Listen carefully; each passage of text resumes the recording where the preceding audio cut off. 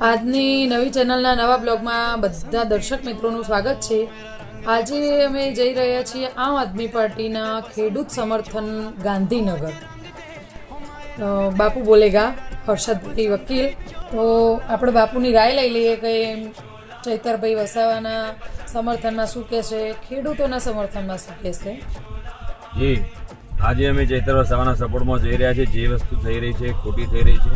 એક સામાન્ય નાગરિકને એક ખોટા કેસમાં ફસાવી અને એને દબાવવા માટેનો પ્રયત્ન થઈ રહ્યો છે, જે વસ્તુ શક્ય હતી જ નહીં। માનો કે બાળકને જે 18 દિવસનું બાળક હતું એને જેલમાં મૂકેલું, તેમાં અમે કાર્યકર્તાઓ પદાધિકારીઓ તમામે વિરોધ કર્યો, તેમાં રિઝલ્ટ મળ્યું અને એને જામીન મળ્યા। એના અને એની માતૃશ્રી બંનેને જામીન મળ્યા છે। અને હવે ચૈતરભાઈ વસાવાને જેમાં જે કડક કાયદા કડક નિયમો સાથે સજા કરી છે એમાં હરવાશ થાય અને તે બાબતે એમને જામીન મળે, એ માટે અમે આજે ભૂખ હડતાલ માટે જઈ રહ્યા છીએ ગાંધીનગર।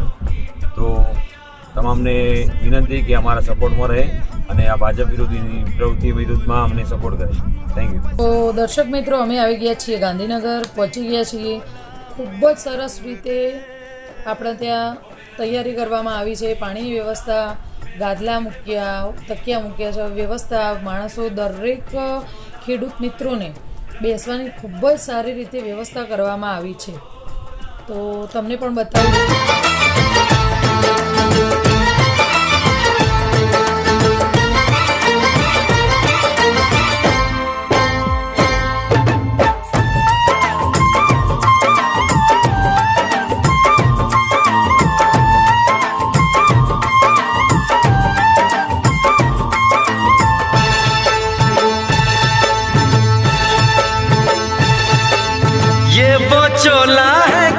તો આજે અમે બધું જ પૂરું થયા પછી આપણે મળ્યા ઈશુદાનભાઈ ગઢવી સાહેબને, પ્રવીણભાઈ સાહેબની પણ રાય લીધી।